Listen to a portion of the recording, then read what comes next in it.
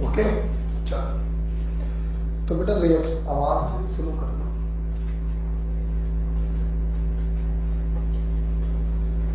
Reaction mechanism part 1 पूरा खत्म हो चुका था। अभी थोड़ा महीन करो तो नहीं यार, आते मसलन है। हाँ, अरिजीत सिंह जो निकालो, आवाज थोड़ी और महीन करो।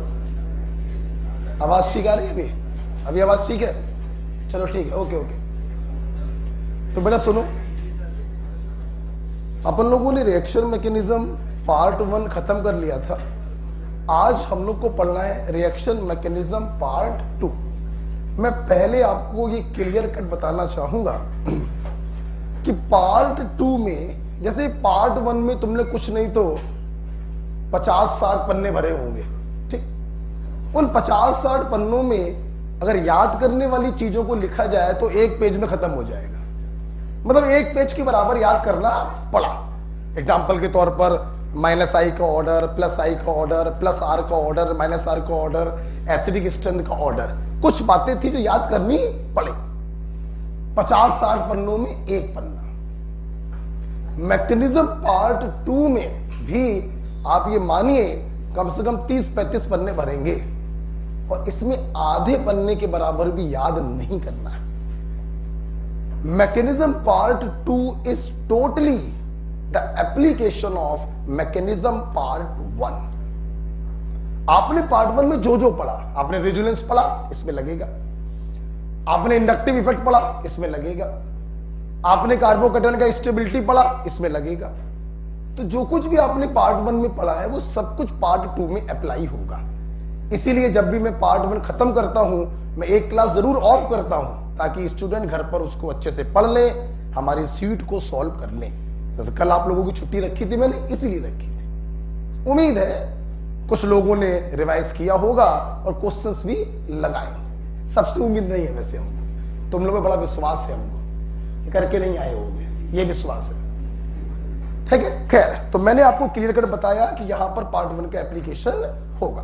अब देखो बेटा, reaction mechanism part 2 is actually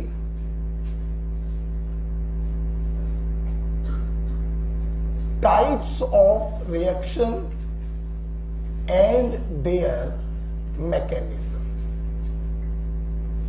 ये है बेटा reaction mechanism part 2, types of reaction and there mechanism. हम लोगों को 3 प्रकार की रिएक्शन पढ़नी, एडिशन रिएक्शन, सब्स्टिट्यूशन रिएक्शन और एलिमिनेशन रिएक्शन। 3 प्रकार की रिएक्शन पढ़नी। तो सबसे पहले हम लोग चालू करना चाहेंगे अबाउट एडिशन रिएक्शन, ठीक है। देखो, एडिशन रिएक्शन सबसे पहले हम लोग देखना चाहेंगे क्या होती है एडिशन रिएक्शन। इसमें क्या होगा, हमारे पास कोई अनसैचुरेटेड मॉलिक्यूल होगा। अनसैचुरेटेड मॉलिक्यूल का मतलब जिनके पास कार्बन कार्बन मल्टीपल बॉन्ड हो, डबल हो या ट्रिपल हो। डबल बॉन्ड होगा तो 1 पाई बॉन्ड होगा, और ट्रिपल बॉन्ड होगा तो 2 पाई बॉन्ड होंगे। क्या होगा, 1 पाई बॉन्ड टूटेगा, दोनों कार्बन की एक वैलेंसी फ्री हो जाएगी, कोई एक एटम आके यहां अटैच हो जाएगा और कोई दूसरा एटम आकर यहां अटैच हो जाएगा। मतलब क्या हो रहा है, मॉलिक्यूल अटैक कर रहे हैं और अटैक करके जुड़ते जा रहे हैं। क्या अंदर से कुछ निकल रहा? नहीं, आते जाओ जुड़ते जाओ। This is called addition reaction. तो पाई बॉन्ड ब्रेक हुआ और उसके बिहाफ पर 2 सिग्मा बॉन्ड का फॉर्मेशन हुआ। एक चीज यहां आकर जुड़ गई सिंगल बॉन्ड से, सिग्मा बॉन्ड से, एक चीज यहां आके जुड़ गई सिंगल बॉन्ड से, सिग्मा बॉन्ड से। This is called addition reaction. Clear? तो क्या होगा यहां पर, here 1 pi bond breaks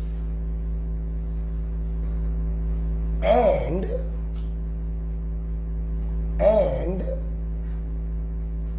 2 sigma bond are formed.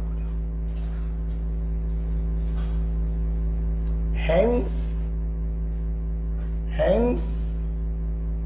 Unsaturation बेटा डिक्रीज करेगी या बढ़ेगी? डिक्रीज करेगी। Hence unsaturation decreases. ओके बेटा, अनसैचुरेशन का मतलब कार्बन कार्बन मल्टीपल बॉन्ड। जब मल्टीपल बॉन्ड टूट रहे हैं, सिग्मा में तब्दील हो रहे हैं, पाई बॉन्ड की संख्या घट रही है, मतलब अनसैचुरेशन क्या हो रहा है? कम हो रहा है। क्या हो रहा? कम। अगर रिएक्टेंट के पास 2 पाई बॉन्ड होंगे तो प्रोडक्ट के पास 1 पाई बॉन्ड होगा। अगर रिएक्टेंट के पास 1 पाई बॉन्ड होगा तो प्रोडक्ट के पास 0 पाई बॉन्ड। तो अनसैचुरेशन क्या हो रहा? कम हो रहा। तो बेटा एक बात बताओ, अगर रिएक्टेंट के पास 2 पाई बॉन्ड हुए तो उसका हाइब्रिडाइजेशन क्या होगा? sp3। फिर 1 पाई बॉन्ड टूट गया तो हाइब्रिडाइजेशन हो जाएगा sp2। बोलो हाँ या ना? और अगर रिएक्टेंट के पास 1 पाई बॉन्ड हुआ तो वो भी टूट जाएगा, तो प्रोडक्ट का हाइब्रिडाइजेशन क्या हो जाएगा? sp3। This is what happens during addition reaction. अगर रिएक्टेंट होगा sp तो प्रोडक्ट होगा sp2, रिएक्टेंट होगा sp2 तो प्रोडक्ट होगा sp3। अनसैचुरेशन घट रहा है, पाई बॉन्ड घट रहे हैं, हाइब्रिडाइजेशन sp से sp3 की तरफ जा रहा है। ओके, अच्छा सुनना बेटा, बेसिक पढ़ लिया हम लोगों ने कि एडिशन रिएक्शन में मोटा मोटा क्या हो रहा है, पढ़ा। अब सुनना, अब ये जो अनसैचुरेटेड मॉलिक्यूल है जिसका पाई बॉन्ड आप तोड़ रहे हैं और 2 चीजों को ऐड करा रहे हैं, इस मॉलिक्यूल पर सर्वप्रथम ऐड कौन हो रहा है? इस मॉलिक्यूल पर सर्वप्रथम ऐड कौन हो रहा है? उस बिहाफ पर एडिशन रिएक्शन 3 प्रकार की होती है। अगर इस अनसैचुरेटेड मॉलिक्यूल पर जिसका आप पाई बॉन्ड तोड़ेंगे सर्वप्रथम इलेक्ट्रोफाइल ऐड होता है तो इसे कहते हैं इलेक्ट्रोफिलिक एडिशन रिएक्शन। अगर इसके ऊपर सर्वप्रथम फ्री रेडिकल अटैक कर रहा है तो इसे कहते हैं फ्री रेडिकल एडिशन रिएक्शन। और अगर इसके ऊपर सर्वप्रथम न्यूक्लियोफाइल अटैक कर रहा है तो इसे कहते हैं न्यूक्लियोफिलिक एडिशन रिएक्शन। मतलब बच्चों ये कितने प्रकार की हो गई? 3 प्रकार की। नजर सामने है? यस, ये 3 प्रकार की है बेटा। इलेक्ट्रोफिलिक एडिशन रिएक्शन, जैसे मैं लिखूंगा वैसे लिखेंगे आप, फ्री रेडिकल एडिशन रिएक्शन, और बेटा बोलो न्यूक्लियोफिलिक एडिशन रिएक्शन। 3 प्रकार की हमें पढ़नी है एडिशन रिएक्शन। ठीक है, सुनना बेटा। इलेक्ट्रोफिलिक एडिशन में जैसा कि मैंने बताया कि यहां पर फर्स्ट इलेक्ट्रोफाइल अटैक्स, सबसे पहले कौन अटैक करेगा? इलेक्ट्रोफाइल। और मैं अपने छात्रों को बताना चाहूंगा जब इलेक्ट्रोफाइल अटैक करता है बच्चा तो this is the slowest step. बेटा बोलो क्या होता है? Slowest step. आप लोग भविष्य में हमसे जब केमिकल काइनेटिक्स पढ़ेंगे तो वहां पे हम बताएंगे कि slowest step is a rate determining step. सुन लो मेरी बात। एक क्लास में 100 बच्चे थे, बहुत होशियार पहला बच्चा और सबसे कमजोर 100वां बच्चा। अपने आप समझ जाओगे। देखना, मैंने कहा जो उस क्लास में सबसे होशियार बच्चा था उसका सिलेक्शन हो गया। बताओ क्लास में कितने बच्चों का सिलेक्शन हुआ? आप नहीं बता पाओगे। कहां बता पाओगे? सबसे होशियार का हुआ है ना। लेकिन अगर मैं कहूं उस क्लास के सबसे कमजोर बच्चे का सिलेक्शन हो गया, बताओ कितने सिलेक्शन हुए? 100। धन्य से आपने बताया। हाँ, जिस प्रकार से किसी क्लास की प्रोग्रेस उस क्लास के सबसे कमजोर बच्चे से डिसाइड होती है, उसी प्रकार से किसी रिएक्शन की रेट उसके सबसे स्लोवेस्ट स्टेप से डिसाइड होती है। इसीलिए हम स्लोवेस्ट स्टेप को रेट डिटरमाइनिंग स्टेप भी कहते हैं। क्लियर? तो जब इलेक्ट्रोफाइल ने उस पर अटैक किया, then that step is slowest step, so called rate determining step. इसीलिए इसका नाम पड़ गया इलेक्ट्रोफाइल के नाम पर इलेक्ट्रोफिलिक एडिशन रिएक्शन। ठीक है, आपको जान के खुशी होगी इलेक्ट्रोफिलिक एडिशन रिएक्शन के एग्जाम्पल होते हैं रिएक्शंस ऑफ एल्कीन। एल्कीन की जितनी भी रिएक्शंस होती हैं वो इलेक्ट्रोफिलिक एडिशन रिएक्शंस ही होती हैं। Next, free radical addition. आप बताएंगे क्या होगा? First, free radical attacks, and this step is slowest step. This step is slowest step, बोले तो रेट डिटरमाइनिंग स्टेप। देखिए, फ्री रेडिकल एडिशन रिएक्शन का एक ही एग्जांपल होता है बेटा, addition of HBr in presence of peroxide। एक एग्जाम्पल है इसका। ओके, और तीसरा बेटा क्या है? आप जल्दी से बताओ, क्या तीसरा वाला मुझे समझाने की जरूरत है? बताओ क्या होगा, बोलो। First, nucleophile attacks which is the slowest step, rate determining step. बिल्कुल सही बोला। First, nucleophile attacks, which is a slowest step, बोले तो रेट डिटरमाइनिंग स्टेप। और इसका बेटा एग्जाम्पल है, हाँ बिल्कुल सही बोल रहे हैं आप, रिएक्शन ऑफ कार्बोनिल कंपाउंड। बिल्कुल सही बोला।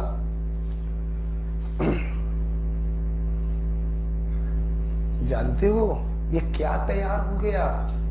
ये एक फ्लो चार्ट तैयार हो गया कि तुम्हें इस हेडिंग एडिशन रिएक्शन में क्या क्या पढ़ना है। एक स्टूडेंट को एडिशन रिएक्शन शुरू करने से पहले एटलीस्ट इतनी बेसिक जानकारी होनी चाहिए। जैसे ही बेटा तुमने देखा कि रिएक्टेंट पर एल्कीन बना हुआ है, आंख बंद किया, दन से मारा, इलेक्ट्रोफिलिक एडिशन रिएक्शन। जैसे ही तुमने देखा एरो के ऊपर लिखा है HBr और एरो के नीचे लिखा है पेरोक्साइड, दन से मारा, free radical addition reaction.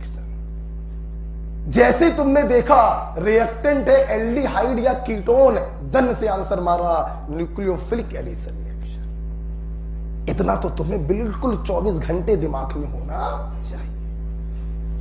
Okay, तो चलो एक बार समरी हो जाए, फिर से फटाफट बोलेंगे बेटा।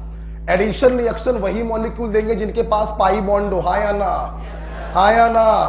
पाई बॉन्ड कितने सिग्मा बनेंगे? पाई बॉन्ड टूटेगा और 2 सिग्मा बॉन्ड का फॉर्मेशन होगा। चीजें आती जाएंगी और ऐड होती जाए, इसीलिए नाम पड़ा है एडिशन रिएक्शन। बच्चों बात बताओ, अगर रिएक्टेंट sp होगा तो प्रोडक्ट, और अगर रिएक्टेंट sp2 होगा तो प्रोडक्ट। एडिशन रिएक्शन कितने प्रकार की? अगर सबसे पहले इलेक्ट्रोफाइल ने अटैक किया तो, बड़ा एग्जांपल बोलो, रिएक्शंस ऑफ एल्कीन। अगर सबसे पहले न्यूक्लियोफाइल ने अटैक किया तो, एग्जांपल बोलो, reaction of carbonyl compound, aldehyde and ketone. और अगर फ्री रेडिकल ने अटैक किया तो फ्री रेडिकल एडिशन रिएक्शन। इसका एक ही एग्जांपल है, addition of HBr in presence of peroxide. Got it? So now अब अपन लोग को ये तीनों बच्चों डिटेल में पढ़ना है। हम सबसे पहले शुरू करने जा रहे हैं इलेक्ट्रोफिलिक एडिशन रिएक्शन। तैयार है सब लोग? चलो हटाएं इसको, फोटो खींच लो, देर से आयो। अच्छा अच्छा ठीक है, मोबाइल तो होना चाहिए आजकल, बहुत जरूरी रहता है। हेलो, क्या हो रहा है? मोबाइल, अबे ठीक है, जल्दी से लिख। इसे विस्परिंग कहते हैं, कानाफूसी, है ना। हम रजाई के अंदर जब मोबाइल डाल के ऐसी बात कर, मम्मी बाहर चप्पल लिए खड़ी, तनिक तुम रजाई हटाओ तो दन से पड़ती है। फिर हम सोते हुए बहुत पिटे हैं। हाँ, अक्सर मुझे मालूम होता था कि आज गलती करी है तो पापा जो है उड़ाएंगे। खैर पापा के साथ ज्यादा रहने का समय नहीं मिल पाया, 17 साल के थे, पापा एक्सपायर हो गए हमारे, तब 12th का पेपर देने गए थे। तो हमें मालूम था कि मम्मी शिकायत करेंगे, तो हम धीरे से जाते थे। मेरी अम्मा रहती थी साथ में, दादी, तो रजाई में घुस जाते थे, सोने का नाटक करते थे। पापा भी उतने ही बड़े वाले हैं, बल्ला ला के ऊपर ही से मारते थे। बल्ले से बहुत पिटे हैं, नहीं बैट, उससे बहुत पिटे, लकड़ी का बैट। कभी भी आज तक मैं बैट तोड़ नहीं पाया खेलते खेलते, जब भी टूटा पिटते पिटते टूटा, खेलते खेलते कभी नहीं टूटा वो। ठीक है, आइए खैर आगे चलते हैं, हटाए क्या, चलिए। अब देखो हम लोग पढ़ने जा रहे हैं बेटा, सेंटर हेडिंग पड़ेगी इलेक्ट्रोफिलिक, आवाज नहीं, अच्छे से देखेंगे, याद करने वाला कुछ भी नहीं है। ओके, 2.5 घंटे पढ़ाऊंगा, एक अक्षर याद नहीं होना है, सिर्फ देखिए। इसलिए इलेक्ट्रोफिलिक एडिशन रिएक्शन, इसी को शॉर्ट में हम लोग ऐसे लिख देते हैं EAR। देखिए सबसे पहला पॉइंट तो यही है कि electrophilic addition reaction are the, अभी अभी लिखवा चुके हैं, दोबारा लिखवा रहे हैं, characteristic reactions of alkene with, characteristic reaction of alkene with H2, X2, HX, HOCl, NOCl, H2SO4,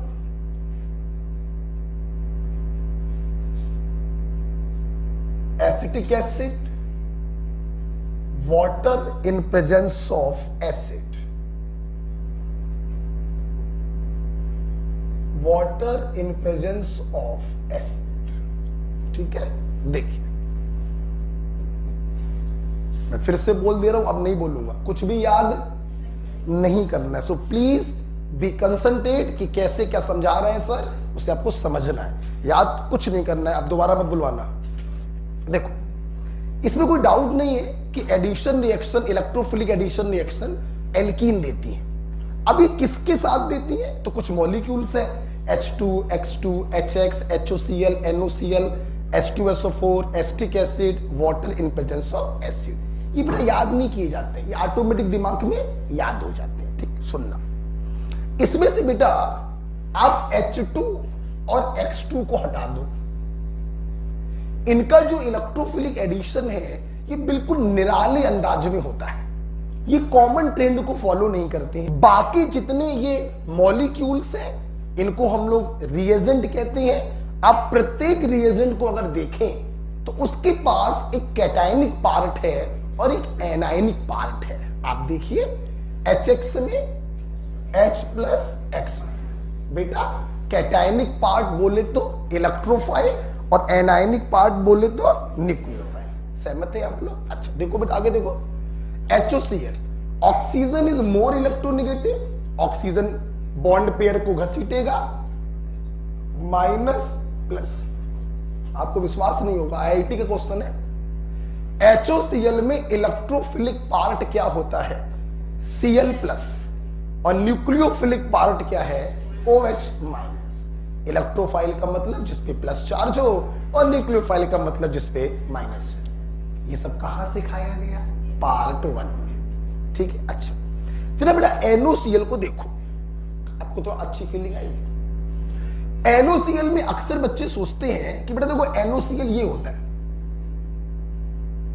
आवाज नहीं, ये NOCl है। ठीक, अब इसमें नाइट्रोजन ज्यादा इलेक्ट्रोनेगेटिव है, इलेक्ट्रॉन को घसीटेगा माइनस और प्लस, लेकिन यहां पे थोड़ा सा उल्टा होता है, जब ये टूटता है तो NO प्लस और Cl माइनस। तो बच्चे अक्सर सोचते हैं कि सर ये उल्टा क्यों हो गया, नाइट्रोजन ज्यादा इलेक्ट्रोनेगेटिव है, वो इलेक्ट्रॉन को घसीटेगा तो नाइट्रोजन पे माइनस आना चाहिए और Cl पर प्लस आना चाहिए, सर ये उल्टा क्यों हो गया। अच्छा भाई आओ इसका उल्टा एक्सप्लेन कर दे। देखो बेटा, उल्टा हुआ तो प्लस आया जो कि मैं बोल रहा हूं, और आप कह रहे थे कि प्लस नहीं आना चाहिए माइनस आना चाहिए, बोलो हाँ या ना। चलिए एक्सप्लेन करते हैं इसको।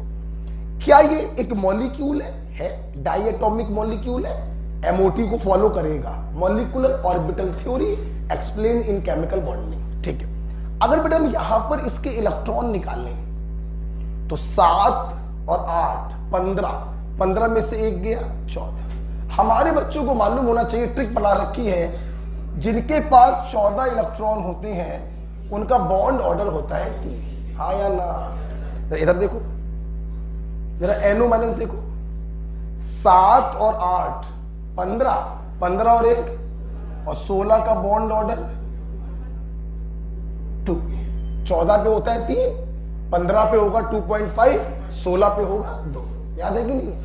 आपको मालूम है कि डायटोमिक मॉलिक्यूल का बॉन्ड ऑर्डर जितना ज्यादा होता है उसकी स्टेबिलिटी भी उतनी ज्यादा होती है। इसीलिए बेटा ये अपने आप को स्टेबलाइज करने के लिए जब ब्रेक होता है ना तो NO पे आता है प्लस और Cl पे आता है माइनस, ताकि इसका बॉन्ड ऑर्डर कितना हो जाए 3 और इसकी स्टेबिलिटी बढ़ जाए। इसलिए NOCl में रूल के अपोजिट ब्रेकिंग होती है।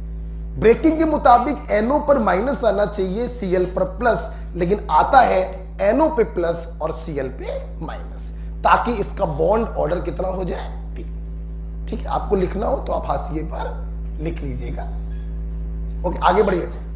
H2SO4 की ब्रेकिंग होती है H प्लस HSO4 माइनस। ठीक है, एसिटिक एसिड की ब्रेकिंग होती है CH3COO माइनस और H प्लस। ये ऐसे टूटेगा, ये ऐसे टूटेगा। ठीक है बेटा, तो हर रिएजेंट को अगर ध्यान से देखें तो हर रिएजेंट के पास एक इलेक्ट्रोफिलिक पार्ट है और एक न्यूक्लियोफिलिक पार्ट है। ओके, अच्छा और देखते जरा, अब देखते हैं वाटर को, कुछ सीखने को मिलने वाला है। लिख लिया सबने? देखो, वाटर में अक्सर बच्चे सोचते हैं कि वाटर होता है HOH, तो H प्लस OH माइनस, ये ऐसे टूटेगा। थोड़ा सा गलती कर रहे हैं आप। वाटर जो होता है बेटा ये हमेशा न्यूक्लियोफिलिक सोर्स के रूप में काम करता है। वाटर कभी भी इलेक्ट्रोफाइल का सोर्स नहीं हो सकता। जितने भी बच्चा सॉल्वेंट होते हैं वो हमेशा न्यूक्लियोफाइल के सोर्स के रूप में काम करते हैं, क्योंकि इनके ऊपर होता है ये लोन पेयर। क्या होता है? इसलिए बेटा हम लोग चूंकि पढ़ रहे हैं इलेक्ट्रोफिलिक एडिशन, जिसमें पहली रिक्वायरमेंट इलेक्ट्रोफाइल की है, इसलिए जब भी बेटा वाटर का एडिशन करवाते हैं तो इलेक्ट्रोफाइल के सोर्स के रूप में हम एसिड को डाल देते हैं। बेटा किसको? एग्जाम्पल के तौर पर H2SO4 को डाल दिया। तो ये जो बेटा एसिड होता है, this is the source of electrophile, ये होता है। हमेशा ध्यान रखना, जो वाटर होता है बेटा वो हमेशा बिहेव करेगा as source of nucleophile OH minus. हमेशा ध्यान रखना। क्लियर? कोई भी सॉल्वेंट ले लो, लिखो मत जरा, एग्जाम्पल और समझिए। मान लो मैंने सॉल्वेंट के रूप में अल्कोहल ले लिया, तो अल्कोहल जो सॉल्वेंट है बेटा ये भी काम करेगा ऐसे सोर्स ऑफ न्यूक्लियोफाइल। क्योंकि हम लोग पढ़ रहे हैं इलेक्ट्रोफिलिक एडिशन, हमें सबसे पहले चाहिए इलेक्ट्रोफाइल, तो इलेक्ट्रोफाइल के सोर्स के रूप में हम एसिड डालते हैं। बेटा बोलो क्या डालते हैं? एसिड। तो ये जो एसिड है बेटा ये काम करेगा सोर्स ऑफ इलेक्ट्रोफाइल, और ये जो अल्कोहल है ये सोर्स होगा न्यूक्लियोफाइल का, बोले तो RO माइनस। पहले इतना पता क्लियर होगा। इसीलिए बेटा जब भी हम लोग वाटर का एडिशन कराते हैं, इस इलेक्ट्रोफिलिक एडिशन को एक नया नाम दिया जाता है एसिड कैटालाइज्ड हाइड्रेशन। सब लोग बोलेंगे, आवाज नहीं आ रही है। एसिड कैटालाइज्ड हाइड्रेशन, एसिड की उपस्थिति में हो रहा है इसलिए एसिड कैटालाइज्ड, और वाटर का एडिशन हो रहा है इसलिए हाइड्रेशन। बताइए भूमिका समझ में आई कि नहीं आई? पूरा क्लियर हुआ? चलो भाई ठीक है फटाफट। एल्कीन की कैरेक्टरिस्टिक रिएक्शन कौन सी होती है? Electrophilic addition reaction. किसके किसके साथ बोल दो? H2, X2, HX, HOCl, NOCl, H2SO4, acidic acid, water in presence of acid. बेटा HX में इलेक्ट्रोफिलिक पार्ट,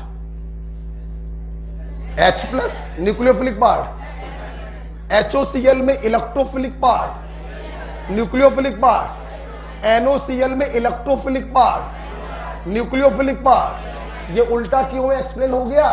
क्योंकि NO प्लस का बॉन्ड ऑर्डर होगा 3, बॉन्ड ऑर्डर जितना ज्यादा स्टेबिलिटी भी उतनी ज्यादा। ठीक है। जब वाटर का एडिशन करवाते हैं तो किसकी उपस्थिति में करवाते हैं? इसीलिए इसका नाम क्या पड़ता है? Acid catalysed hydration. Okay. Water is always source of nucleophile OH minus.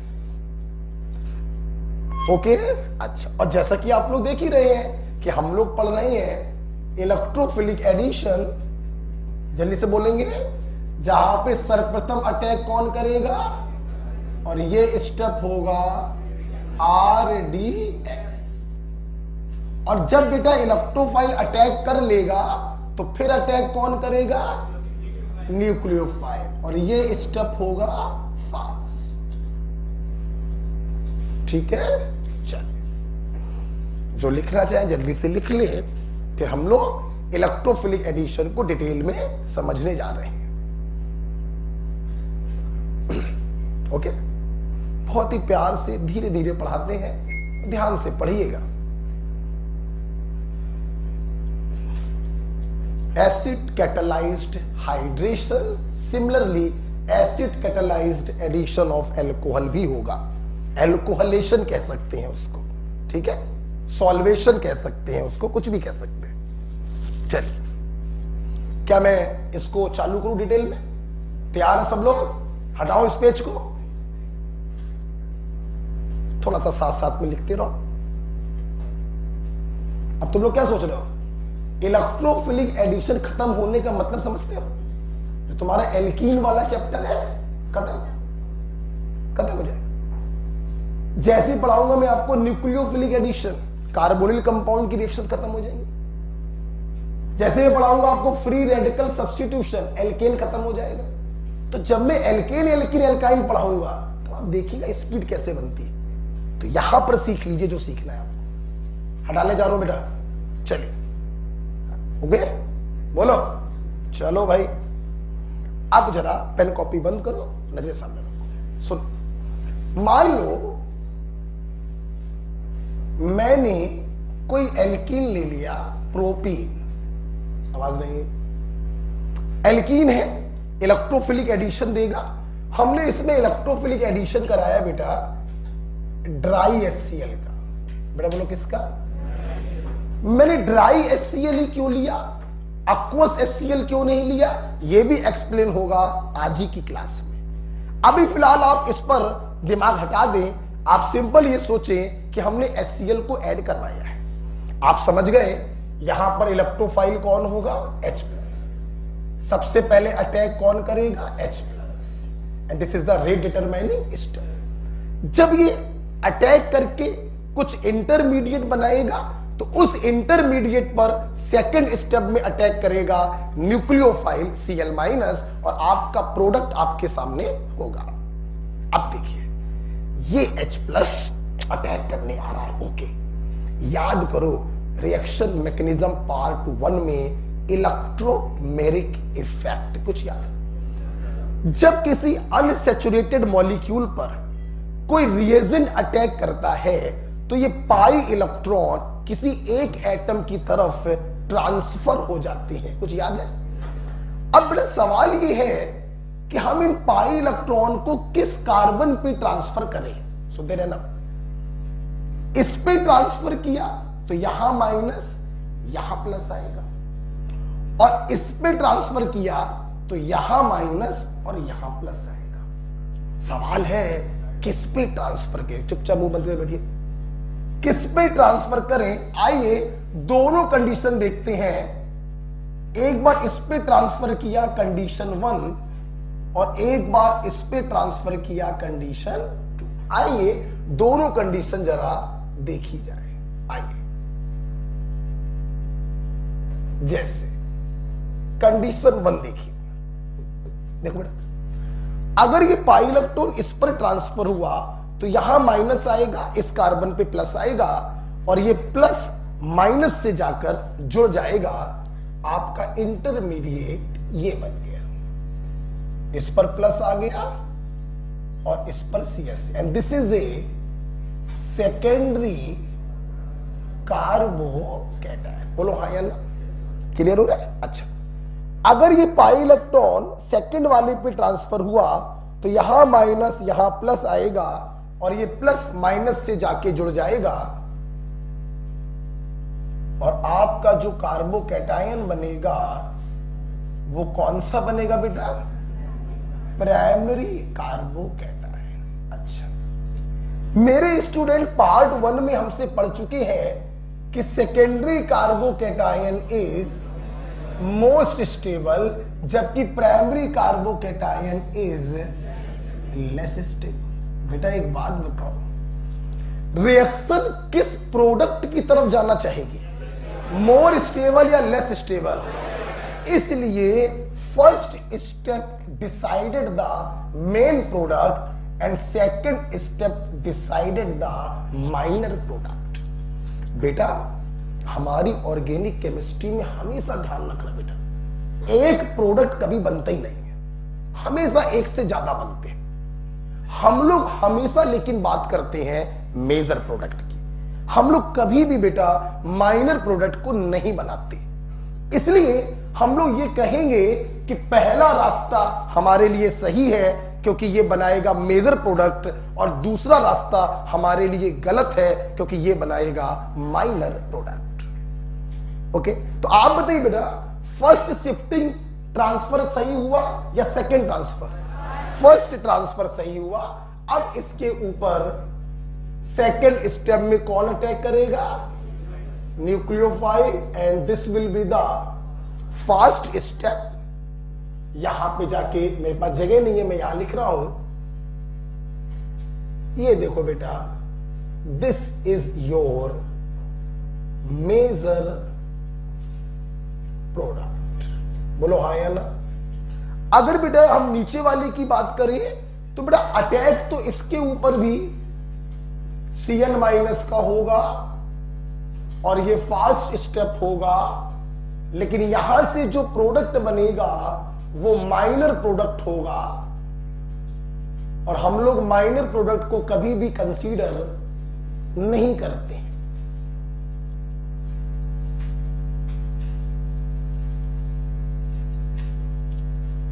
Right? तो ये देखिए कितने आराम से हम लोगों ने इलेक्ट्रोफिलिक एडिशन रिएक्शन को पढ़ा। ओके, रुक जाइए, फिर लिख लीजिएगा, जस्ट वेट।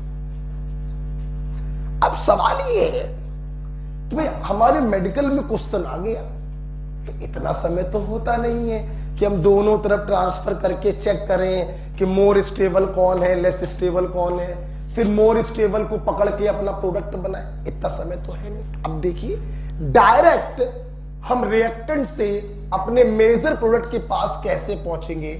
देखिए डायरेक्ट, तुम लोगों ने मार्कोनी का रूल सुना है? शॉर्ट में कहते हैं MKR, याद है? मार्कोनी काफ रूल, याद है? बच्चे इस्तेमाल करते हैं। कंपटीशन का छात्र इस रूल को कभी इस्तेमाल ना करे, हम तो कभी नहीं करवाते। हम इस्तेमाल करवाते हैं बेटा PKR, पोरवाल-काफ रूल, ये वर्ल्ड फेमस रूल है। अरे मैंने तो इसकी आवाज मंगल ग्रह से सुनी है, हाँ, हमारे प्लेनेट के बाहर चला गया ये। दिस इज पोरवाल-काफ rule, myself Vikas Porwal. Okay, अब ये पोरवाल-काफ रूल क्या है देखिए जरा। मेरा कहना ये है भैया, सुनो तो, कुछ ना करो, पाई बॉन्ड को काटो, दोनों पे प्लस लगा दो। क्या लगा दो? क्या लगा दो? प्लस। जो मोर स्टेबल दिखाई पड़े वो रहेगा, और जो लेस स्टेबल दिखाई पड़े उसको काट के माइनस में बदल दो। बोलो किसमें? खत्म। ये सेकेंडरी कार्बोकेटायन था, ये वाला प्लस प्राइमरी कार्बोकेटायन था। सेकेंडरी कार्बोकेटायन मोर स्टेबल है, ये रहेगा। प्राइमरी कार्बोकेटायन लेस स्टेबल है, काट के माइनस कर दो। This is your answer. Plus जाएगा माइनस के पास, माइनस जाएगा प्लस के पास, डायरेक्ट पहुंचोगे major product. Clear? This is called पोरवाल-काफ रूल। कुछ लिखो चाहे ना लिखो, पी के यार जरूर लिखना, ठीक है? देखो, बड़े बड़े क्वेश्चन चुटकियों में सॉल्व होंगे, लेकिन बेटा जिन बच्चों की पहली क्लास है वो ध्यान दें, पार्ट 1 आना चाहिए। अब कोई हमसे ये ना पूछ ले ये ज्यादा स्टेबल कैसे हो गया, कम कैसे हो गया, हम बोर्ड फेंक के मार देंगे। हाँ, ये ना पूछ लेना, ठीक है? तो कभी भी इलेक्ट्रोफिलिक एडिशन रिएक्शन आ जाए, बिल्कुल भी टेंशन नहीं लेंगे, पीकेआर का इस्तेमाल करेंगे, पाई बॉन्ड को काटेंगे, दोनों पे प्लस लगाएंगे, मोर स्टेबल रहेगा, लेस स्टेबल को काट कर माइनस कर दो। प्लस जाएगा माइनस के पास, माइनस जाएगा प्लस के पास, आपका मेजर प्रोडक्ट आपके सामने। बोलो हाँ या ना? खत्म।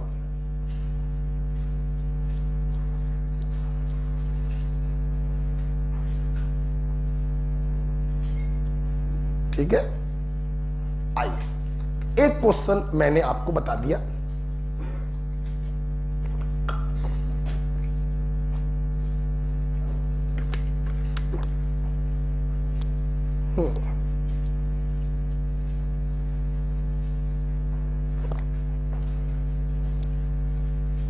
बेटा क्लियर हो गया? देखो बेटा, सबसे पहले मैंने आपको मैकेनिज्म से समझाया कि आखिरकार ऊपर वाला प्रोडक्ट मेजर क्यों है, क्योंकि वो प्रोडक्ट मोर स्टेबल कार्बोकेटायन से बन रहा है। फिर मैंने आपको बताया कि ऐसे अगर एग्जाम में करोगे तो हो चुका। हम लोग डायरेक्ट बनाएंगे major product with the help of पोरवाल-काफ रूल। बोलो सब लोग क्या करोगे? पाई बॉन्ड को दोनों पे, मोर स्टेबल लेस स्टेबल को काट के बस प्लस को जोड़ दो माइनस से, माइनस को जोड़ दो प्लस से, दैट्स इट। ओके, आइए इस पीकेआर को और बड़े बड़े एग्जाम्पलों से समझा जाए। तैयार है? मैं इसको हटाने जा रहा हूं।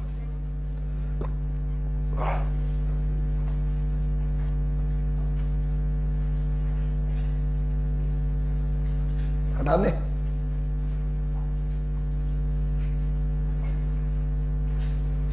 पीकेआर, आप जब यहां से आप जाएंगे तो कुछ आए चाहे ना आए, पीकेआर जरूर आपको आएगा, ठीक है? आर को हटा मत देना, पीके पीके करो। चलिए हटाते हैं इसको। आइए अब मैं कुछ और क्वेश्चन करवाता हूं, डायरेक्ट मेजर प्रोडक्ट हम लोग बनाएंगे नजरे सामने। एक एग्जांपल में और करके दिखा रहा हूं, फिर आप लोग करिएगा। चलो देखो, मैंने इस एल्कीन के ऊपर इसको डाला,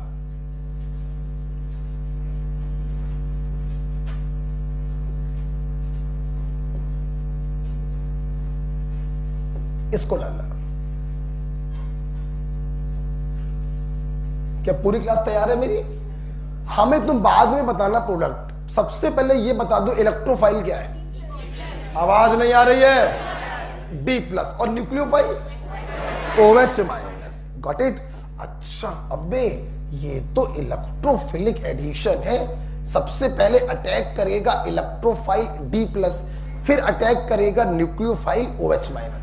हमें लेकिन डायरेक्ट बनाना है मेजर प्रोडक्ट। हमने लगाया pKr, पाई बॉन्ड को काटा, दोनों पे प्लस लगाया। ये वाला बेंजाइलिक कार्बोकेटायन है, रेजोनेंस स्टेबलाइज। ये वाला सिंपल सेकेंडरी कार्बोकेटायन। तो ये वाला ज्यादा स्टेबल है, तो ज्यादा स्टेबल वाला तो रहेगा, लेस स्टेबल वाले को काट के माइनस में बदल। बोलो हाँ या ना?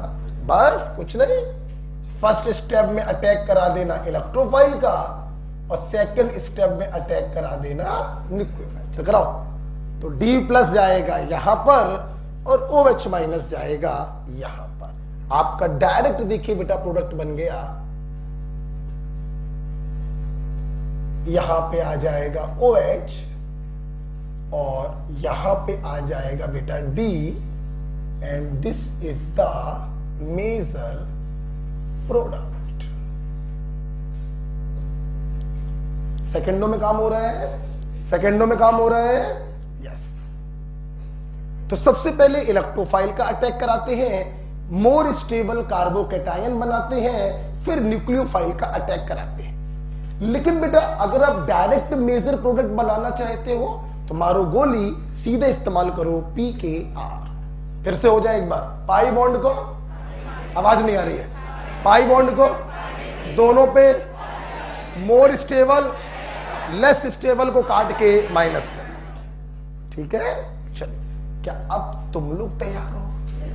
देखते हैं पार्ट 1 कितने लोग पढ़कर आए। ठीक, चलिए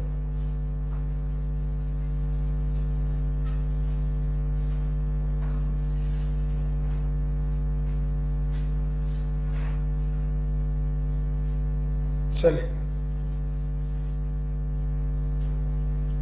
बताइए, what is the major product? Part 1 जिसको आता होगा भैया वही करे, बाकी को हम समझा भी नहीं पाएंगे।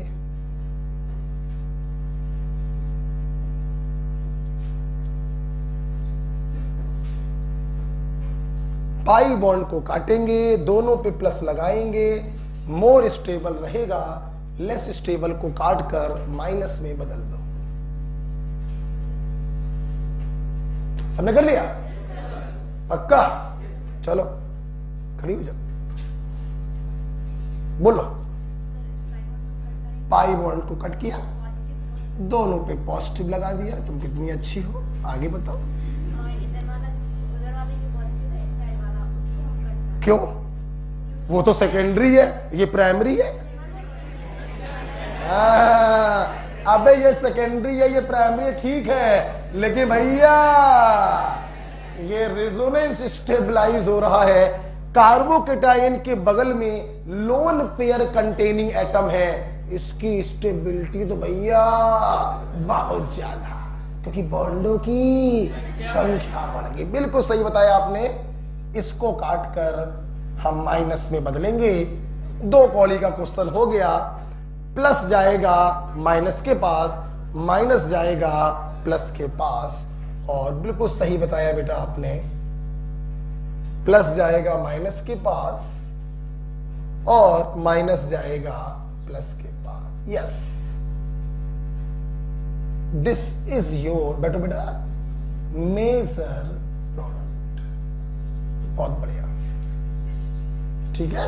आपको मैं इसका नाम बताता हूं। इसका नाम होता है नाइट्रोसिल क्लोराइड।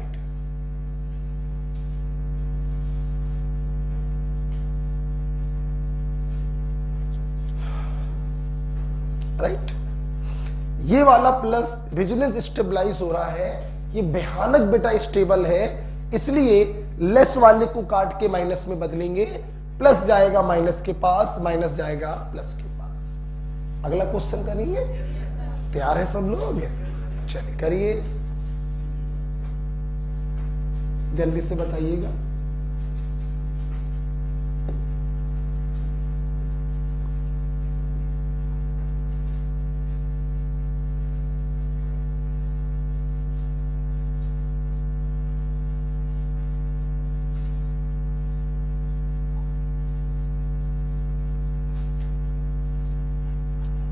आप करें उससे पहले मैं एक बात और बताना चाहूंगा, फिर आप लोग करिएगा। बेटा करिएगा, आप ही लोग एक चीज देख लो, मैंने जिस रिएजेंट को डाला है वो ICl है। क्या है? तो एक बार मैं आपको बताना चाहूंगा, इसमें इलेक्ट्रोफाइल कौन होगा और न्यूक्लियोफाइल आप बताएंगे? ज्यादा इलेक्ट्रोनेगेटिव कौन है? बोलो। फोन कॉल है ब्रो काशी से PB सिंधु का। Cl ज्यादा इलेक्ट्रोनेगेटिव है, बॉन्ड पेयर घसीटेगा, तो इस पर होगा पार्शियल नेगेटिव और इस पर होगा पार्शियल पॉजिटिव। तो जब ये बॉन्ड टूटेगा तो इलेक्ट्रोफाइल बनेगा I+ और न्यूक्लियोफाइल बनेगा Cl-। अब आप बताइए किस कार्बन पे I जाएगा, किस कार्बन पे Cl? लगाइए अपना रेजोनेंस।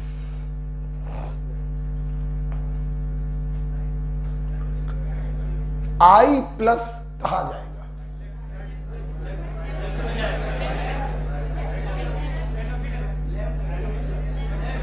I+ कहां जाएगा? NO2 वाली रिंग पर या CH3 वाली रिंग पर? सोच लो, पक्का है? खड़े हो जाओ। हितेंद्र, हितेंद्र बोलो पहले। अरे गतवी जी नहीं, शुरू से बोल। पाई बॉन्ड को काटा, दोनों पे प्लस लगाएंगे। अब बेटा तुम देखो कौन ज्यादा स्टेबल, बता। क्यों ये ज्यादा स्टेबल है? क्यों?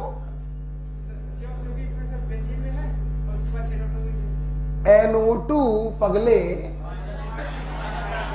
-R ग्रुप के लिए ध्यान रखो। हम समझ गए, आप ये सोच रहे हो ये प्लस यहां पैरा पे जाएगा और पैरा से NO2 में जाएगा। नहीं, क्या प्लस मोर इलेक्ट्रोनेगेटिव पे जाना पसंद करेगा? नहीं। ये आप ये मत सोचिए कि ज्यादा रेजोनेंस हो रहा है, नहीं। अगर ये माइनस होता तो यहां पे जाता। प्लस कभी इलेक्ट्रोनेगेटिव ग्रुप के अंदर नहीं जाना पसंद करता। ये सिंपल अपने -R इफेक्ट को शो करेगा। ओके, इलेक्ट्रॉन विड्राइंग ग्रुप है, याद आया? और ये वाला जो प्लस है, ये जो ग्रुप लगा हुआ है, ये +R ग्रुप लगा है। प्लस वाले स्टेबिलिटी को बढ़ाते हैं, माइनस वाले स्टेबिलिटी को, तो ये लेस स्टेबल है, तो इसको काट के माइनस में बदल। बोलो हाँ या ना? अबे कितने सवाल ऐसे करा दिए यार, भूल गए। बेंजाइल कार्बोकेटायन पे एक बार NO2 लगाया था, एक बार कुछ लगाया था, एक बार CH3 लगाया था, भूल गए क्या? तो CH3 क्या है बेटा? +R group.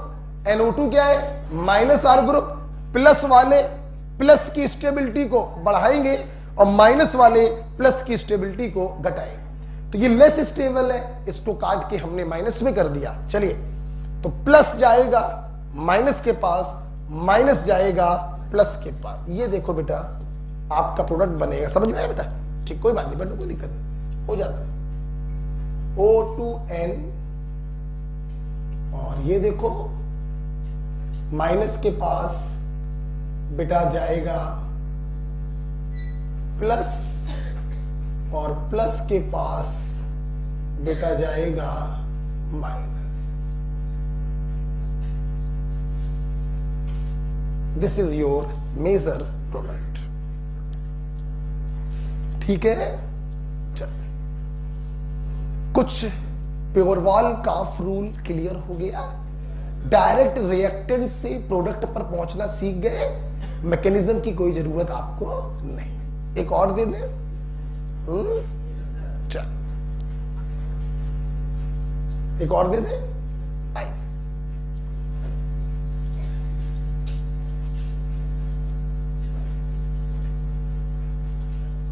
देखो बेटा, मान लो मैंने क्वेश्चन बनाकर दिया, ऐसे दे देते हैं।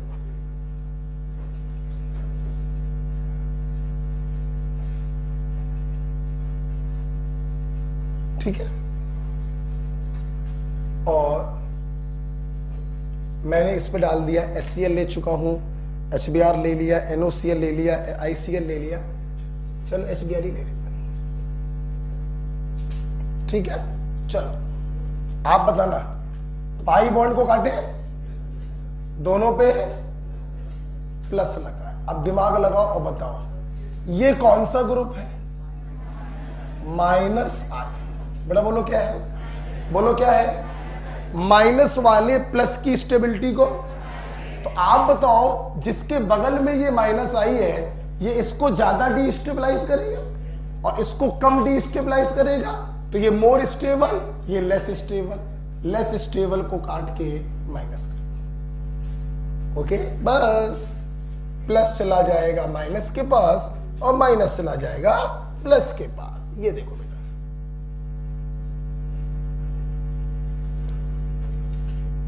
बिल्कुल आराम से। प्लस पे जाएगा माइनस और माइनस पे जाएगा प्लस, ठीक है। तो जैसा कि मैंने पहले ही बोला था कि पार्ट 2 में किसका एप्लीकेशन होगा, पार्ट 1 का, ठीक है। तो पोरवाल-काफ रूल बहुत ही अच्छा रूल है। पाई बॉन्ड को काटिए, दोनों पे प्लस लगाइए, मोर स्टेबल रहेगा, लेस स्टेबल को काटकर माइनस में कर दो। अब कौन मोर स्टेबल है, कौन लेस स्टेबल है, अब देखो ये सब हम नहीं बता पाएंगे, ये सब पार्ट 1 में हमने बहुत पढ़ा रखा है, रेजोनेंस में पढ़ा रखा, एप्लीकेशन में पढ़ा रखा, बहुत पढ़ा रखा है, ठीक है। आगे बढ़े, ओके। सिर्फ आपको 1 मिनट देंगे, पांचों एग्जाम्पल देख लीजिए, सिर्फ 1 मिनट।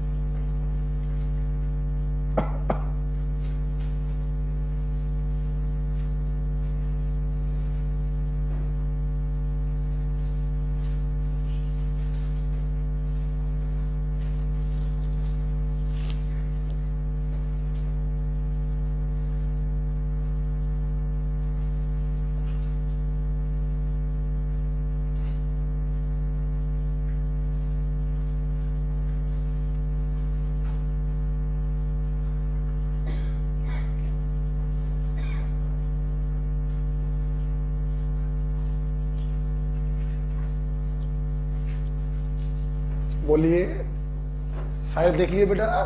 तो इस प्रकार से आज हम लोग पढ़ रहे हैं इलेक्ट्रोफिलिक एडिशन रिएक्शन, जो कैरेक्टरिस्टिक रिएक्शंस होती हैं एल्कीन की, किनके किनके साथ, H2, X2, HX, HOCl, NOCl, H2SO4, acetic acid, water in presence of acid. First step में इलेक्ट्रोफाइल अटैक करता है, रिएक्शन इंटरमीडिएट कार्बोकैटायन बनता है, फिर न्यूक्लियोफाइल अटैक करेगा और मेजर और माइनर प्रोडक्ट बनाएगा। मेजर प्रोडक्ट चूंकि हम लोग हमेशा बनाते हैं, तो उसको बनाने का तरीका है कि मोर स्टेबल रिएक्शन इंटरमीडिएट बनना चाहिए।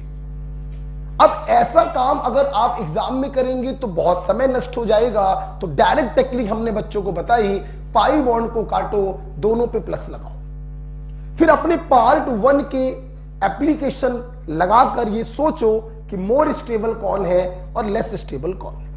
मोर स्टेबल रहेगा, लेस स्टेबल को काटकर माइनस कर दो, प्लस जोड़ दो माइनस से, माइनस जोड़ दो प्लस से, आपका आंसर आपके साथ। क्लियर है? अच्छा ठीक है भाई। जब इलेक्ट्रोफिलिक एडिशन कराना आप सीख गए, मेजर प्रोडक्ट बनाना आप सीख गए, अब हम लोग कुछ बातों को सीखेंगे। बात नंबर 1, क्या सुनना बेटा, यहां पर रिएक्शन इंटरमीडिएट बन रहा है कार्बोकैटायन, और तुम लोग को तो मालूम है ये इकलौता इंटरमीडिएट है जिसमें रीअरेंजमेंट की भरपूर संभावना है। किसकी बेटा? यस। तो हमारा अगला पॉइंट यही है कि S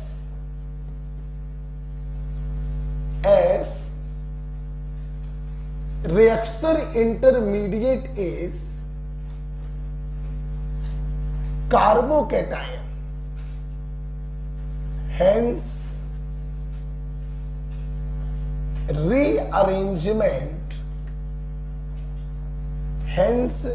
rearrangement may takes place.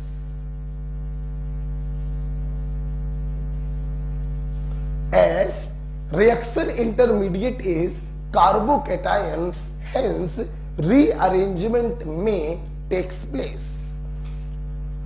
हमने में क्यों बोला? हो भी सकता है, नहीं भी हो सकता है, ठीक है। जैसे देखिए, जैसे मान लो मैंने एल्कीन आपको ये दी, ओके, और मैंने आपसे कहा कि भाई ऐसा करो, इसमें HBr के एडिशन कराओ और मेजर प्रोडक्ट को बनाओ। पेन कॉपी बंद, नजरें सामने, ठीक। आइए देखते हैं। यार एल्कीन दिया है, HBr का एडिशन हो रहा है, ये इलेक्ट्रोफिलिक एडिशन होगा। क्या होगा? इलेक्ट्रोफिलिक। सबसे पहले अटैक करेगा इलेक्ट्रोफाइल, बनेगा इंटरमीडिएट कार्बोकैटायन। रीअरेंजमेंट होने की पॉसिबिलिटी होगी तो होगा, और नहीं होने की होगी तो नहीं होगा। अब देखते हैं, हमने सबसे पहले क्या किया बच्चों, इलेक्ट्रोफाइल H+ को ऐड करवाया अकॉर्डिंग टू pKr। अब देखो जरा, पाई बॉन्ड को काटा, दोनों पे प्लस लगाया। सहमत हो? अब मुझसे तो ना पूछो कम से कम। मोर स्टेबल कौन? सेकेंडरी वाला मोर स्टेबल, प्राइमरी वाला लेस स्टेबल। तो प्राइमरी को काट के माइनस कर दिया, कोई प्रॉब्लम? अब ये जो इलेक्ट्रोफाइल है ये माइनस से जाकर जुड़ गया और आपका reaction intermediate more stable carbocation बन गया। ये देखिए,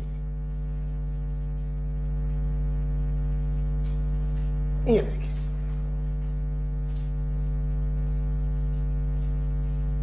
बोलो हाँ या ना।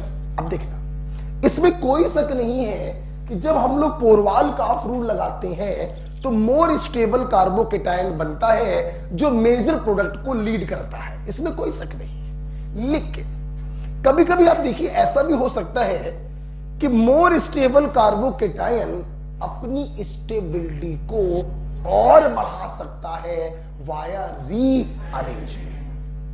अगर ध्यान से आप देखें, पूरी क्लास को दिख गया होगा, अगर ये प्लस इस कार्बन पे पहुंच जाए तो ये एक्स्ट्रा स्टेबिलिटी गेन करेगा, इसका मतलब रीअरेंजमेंट होगा वाया 1,2 मिथाइल शिफ्टिंग। इस कार्बन से ये मिथाइल ग्रुप इस लेस स्टेबल कार्बन की तरफ रीअरेंज होगा, जिसे हम लोगों ने पिछली क्लास में पढ़ा था 1,2 मिथाइल शिफ्टिंग। प्लीज देखिए, लिखने का समय दे देंगे। क्या हुआ, इस पर आ गया बेटा plus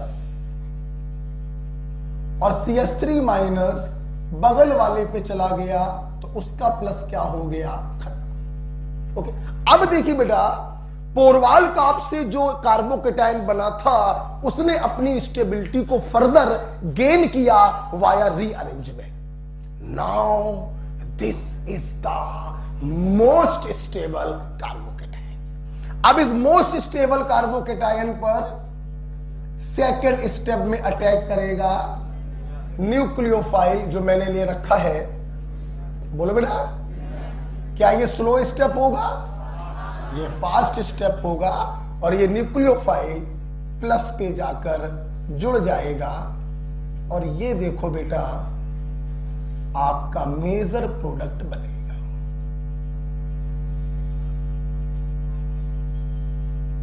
this is the major product. बोलो हाँ या ना?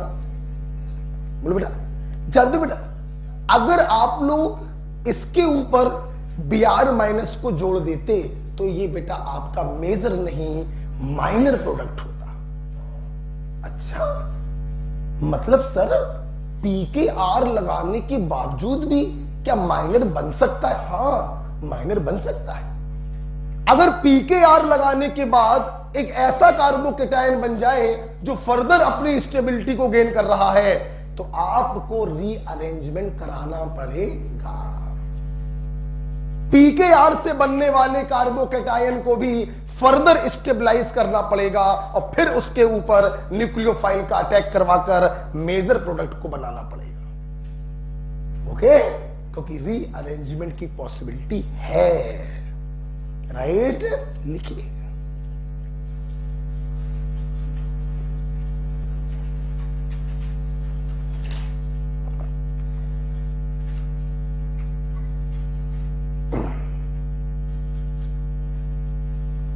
लिखिए इसको। मेरा जिन बच्चों की पहली क्लास है वो घर पर जाकर अपनी फ्रेंड्स की हेल्प से पार्ट 1 को थोड़ा उनसे सीखें, और नहीं तो एडमिशन होने के बाद वीडियो के द्वारा अपने पार्ट 1 को कंप्लीट करें, क्योंकि मैकेनिज्म पकड़ने का मतलब होता है पूरी ऑर्गेनिक आपकी मुट्ठी में आ गई है।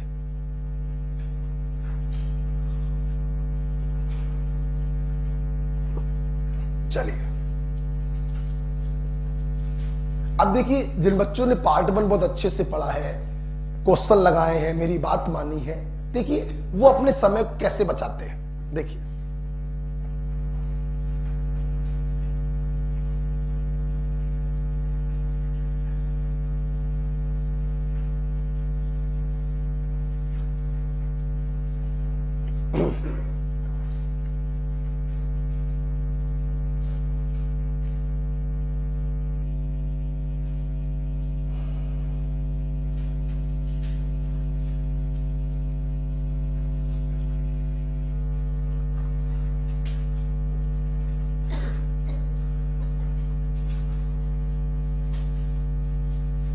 क्या लिख लिया बेटा?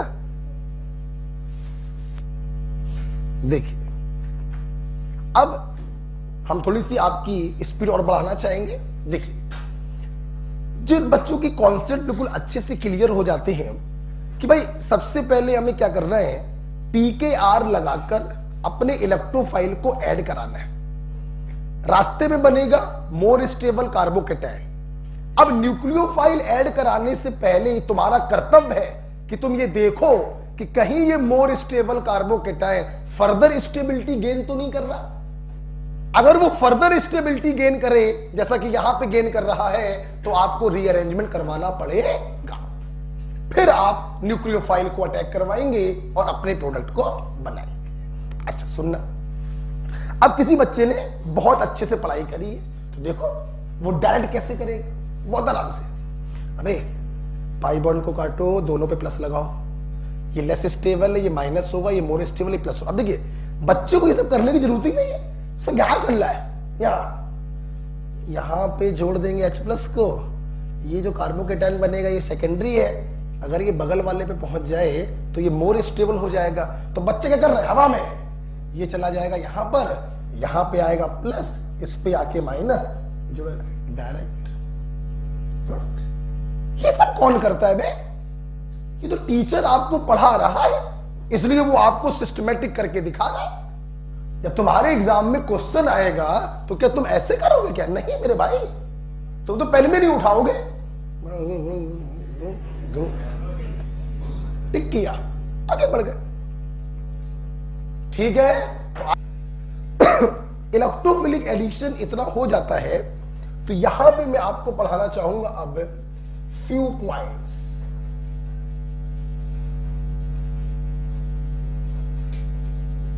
पॉइंट नंबर 1, पॉइंट नंबर 1 क्या? देखिए बेटा, अगर मैं बात करूं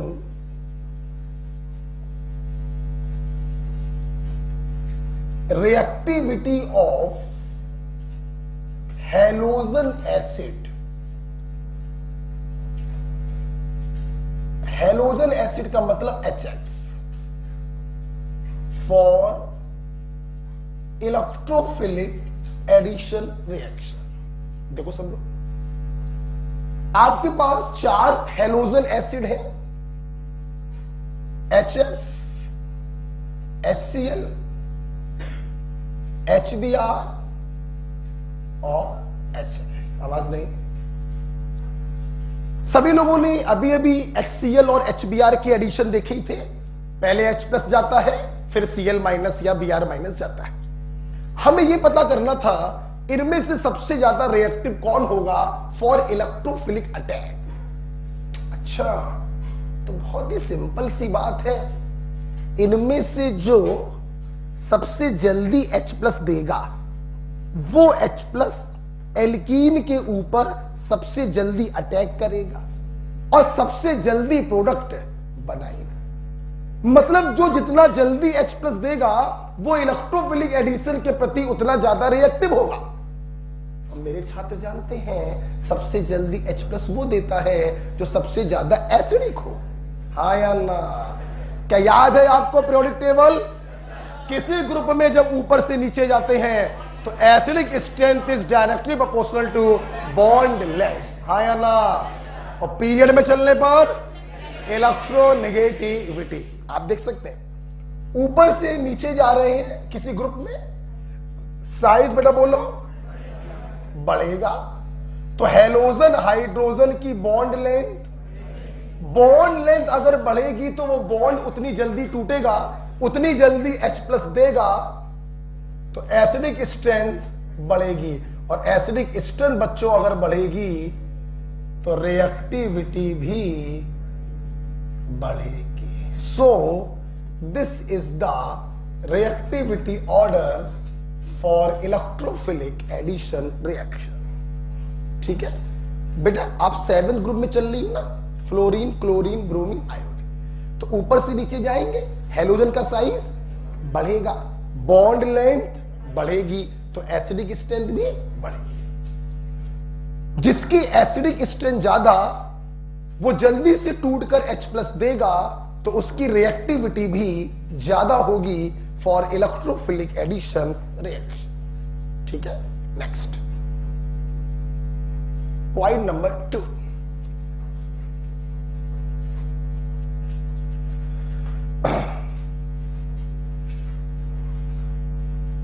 पॉइंट नंबर 2,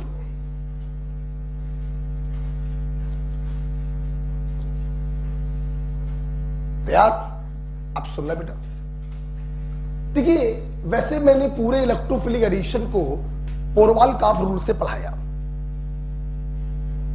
मार्कोनी-काफ रूल 12th में बच्चे इस्तेमाल करते हैं। कंपटीशन का छात्र कभी भी मार्कोनी-काफ को नहीं लगाता, क्योंकि बहुत स्थानों पर मार्कोनी-काफ से रिजल्ट जो आते हैं वो गलत आते हैं। इसलिए मैं हमेशा अपने बच्चों से कहता हूं कि आप पोरवाल-काफ रूल लगाएंगे, फिर से बोल दो क्या है, पाई बॉन्ड को काटो, दोनों पे प्लस लगाओ, मोर स्टेबल रहेगा, लेस स्टेबल को काट कर माइनस, इलेक्ट्रोफाइल जाएगा माइनस पर, न्यूक्लियोफाइल जाएगा प्लस। खत्म करो बात को, ठीक? अच्छा, फिर भी कभी कभी मैंने ऐसा देखा है कि आपके नीट में मार्कोनी का रूल ही पूछ लेते हैं, अप्लाई तो कभी नहीं करोगे तुम लोग, लेकिन कोई आपसे मार्कोनी का है पूछ ले रूल क्या होता है तो बताना तो पड़ेगा आपको। लिखेंगे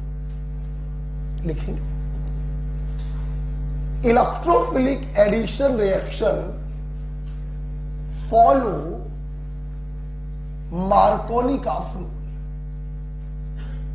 electrophilic addition follow Markovnikov rule.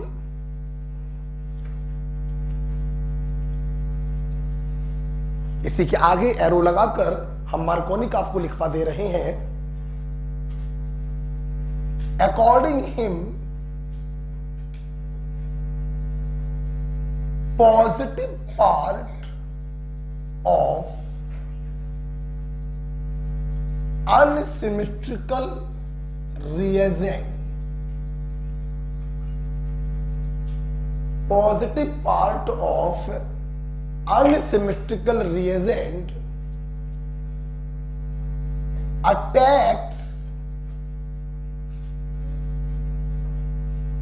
attacks to that carbon of unsymmetrical alkene which have more number of hydrogen.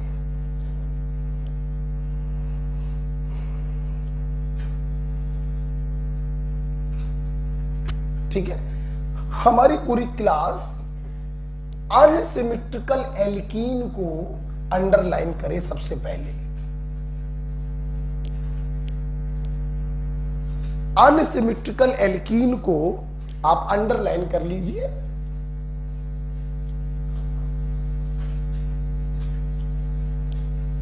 आइए बेटा, तुम लोगों ने कल सवाल लगाए थे कि नहीं लगाए? कितने लोगों ने सवाल लगाए थे भाई? जितने लोग के हाथ खड़े हो रहे हैं उन्हीं का आत्मविश्वास झलक रहा है। कितना समझाया था हमने, हमें आइंस्टीन की जरूरत नहीं है, हमें नहीं चाहिए न्यूटन जैसा आईक्यू लेवल, हमें सिर्फ चाहिए है एक डिवोटेड सिंसियर लेबोरियस स्टूडेंट। बस हमें नहीं चाहिए खरगोश की तरह भागने वाला, हमें सिर्फ चाहिए कछुए के तरीके चलने वाला। बड़े जोश में आते हैं आप लोग एडमिशन लेने और तैयारी करने, 2 मिनट में हवा निकल जाती है 2 महीने के अंदर। क्यों? क्योंकि हमारे पास कोई सिस्टम ही नहीं है। हमने कभी रूटीन बनाया ही नहीं 7 घंटे 8 घंटे घर पे पढ़ने का। हमने कभी सिस्टमेटिक तरीके से पढ़ाई करी ही नहीं है। कभी मन आया तो 5 घंटे पढ़ लिया और कभी मन आया तो नहीं पढ़ा। छुट्टी किस लिए करी थी? कि पार्ट 1 पढ़कर आओगे और सीट को पूरा सॉल्व करो। कैसे सिलेक्शन हो जाएगा आप बताइए? एक टीचर और क्या कर सकता है? यही तो इसकी इंपॉर्टेंस को बता ही तो सकता है कि इसको आने का मतलब है कि 15 सवाल ठीक हो गए ऑर्गेनिक के, फिर भी लापरवाही। जानते हो बहुत से बच्चे एक्सक्यूज क्या देंगे? सर कल टेस्ट की तैयारी कर रहे थे, सर कल टेस्ट लगा तो टेस्ट लगा तो करंट टॉपिक को छोड़ दोगे? टेस्ट की पूरी तैयारी कल ही की जा रही थी क्या? टेस्ट की पूरी तैयारी आज की जाएगी सिर्फ? टेस्ट की डेट तो 15 दिन पहले अनाउंस थी कि 15 दिन के बाद फलाना फलाना चैप्टरों का टेस्ट होना है, तो 15 दिनों में क्या किया? 4 महीने शेष बचे, 4 तिहाई 12, 120 दिन। अभी भी समय, रूटीन से पढ़ो, सिस्टमेटिक तरीके से पढ़ो। अपने दिन का कुछ समय करंट टॉपिक को देना है और कुछ समय टेस्ट के टॉपिक को तैयार करने के लिए देना है।